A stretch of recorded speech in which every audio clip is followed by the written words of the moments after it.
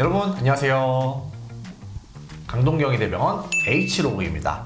오늘은 아이 성장에 관해서 관심이 많으신 부모님들, 성장장애를 좀 어떻게 한방으로도 치료하는지, 아니면 뭐 보약 어떻게 지어줘야 되는지, 이런 것들에 대해서 한번 알아보고자 합니다. 저희 오늘은 한방소아과 박미란 교수님 모시고 성장장애부터 성조숙증 다양하게 알아보도록 하겠습니다.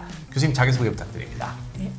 안녕하세요. 저는 강동경희대병원 한방소아과 박미란입니다. 성장장애를 좀 진단하는 기준이나 이런 게 있을까요? 성장장애는 같은 연령, 같은 성별을 기준으로 했을 때 키가 2 표준편차 이하, 즉 신장 100분위수 3% 미만이거나 1년 성장 속도가 4cm 미만인 경우를 말을 하는데요. 그런 경우 보통 성장장애로 진단을 하고 치료를 합니다. 그러면은 이 한의학에서는 보통 이제 부모님들이 생각하시는 건 한약 먹여야 된다, 이런 거를 제일 많이 생각하시잖아요. 좀 어떻게 이런 성장 장애를 접근해서 치료까지 진행되나요? 네. 한의학에서는 성장 장애를 단순히 키 문제로만 보지 않고요. 소아가 이제 성장이 아주 활발한 시기에 몸에서는 필요한 영양량이 요구량이 많아진 데 비해 소아는 소화 기능이 약하거나 성장을 담당하는 기관의 기능이 약해져서 이제 생기는 병리적 상태로 보고 이제 개선해 주려는 방향으로 한약 치료나 침 치료를 시행을 합니다. 사실상 뭐 키뿐만이 아니네요, 그러면? 네, 그렇습니다. 전반적인 전신 기능의 상태를 고려해서 이제 아이에게 맞춤 치료를 하려고 하고요. 이제 예를 들어 한약 치료로는 어떤 장부가 약하냐에 따라서 사군자탕, 보중익기탕, 육미지황탕 등의 처방이 가능하고요.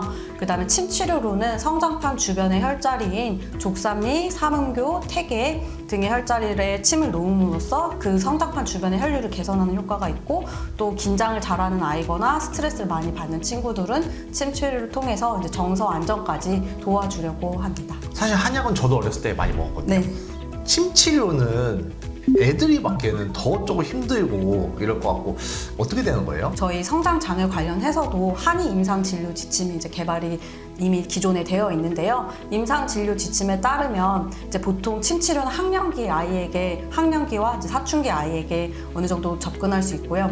얇은 침으로 시행을 하고 아이들이기 때문에 아이들의 연령과 체형을 고려해서 하고요.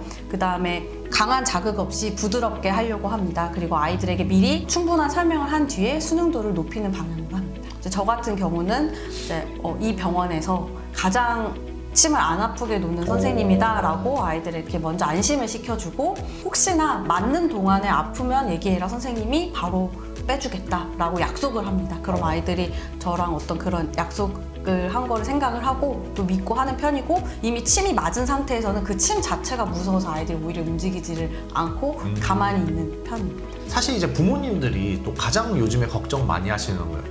성조숙증이 빨리 오면 또 이제 키가 되게 안 자란다, 이런 것도 있잖아요.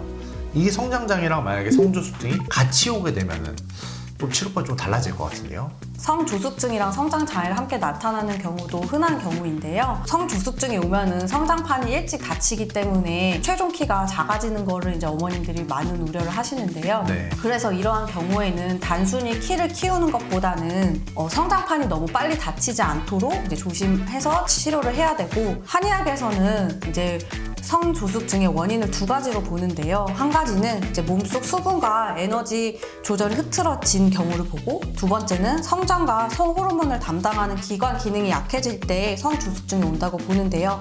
그래서 이러한 경우에는 뼈 성장과 성장을 담당하는 기능을 개선해주는 역할로 한약을 처방하고, 또 필요한 경우에는 침 치료를 통해 신체 균형을 조절하려고 합니다. 성장장애, 성조숙증 이런 거는 질환이잖아요. 조금 허약하거나 아니면 좀 작아도 한약 지어 먹이러 많이 오실 것 같은데, 이런 경우에 보양 방법이나 이런 것도 좀 있을지 궁금합니다. 실제로 아까 앞서 말씀드린 저신장, 그러니까 성장장애 기준에 해당되는 친구들도 오지만, 어머님들 기준에서 좀 키가 덜 큰다거나 자주 아프다거나 허약한 체질의 아이들도, 그러니까 정상 범위의 아이들도 많이 내원을 하는데요. 이제 그러한 경우에는 소화기가 약한지, 성장을 담당하는 신장 기능이 약한지, 기혈이 부족한지, 스트레스를 많이 받는지 여러 가지 원인을 분석을 하고, 허약한 장부가 있으면 그 허약한 장부를 보강해주는 방향으로 치료를 하는 편입니다. 또 마지막으로 이제 환자분들한테 항상 생활 지도까지 하는데요. 이제 세 가지, 이제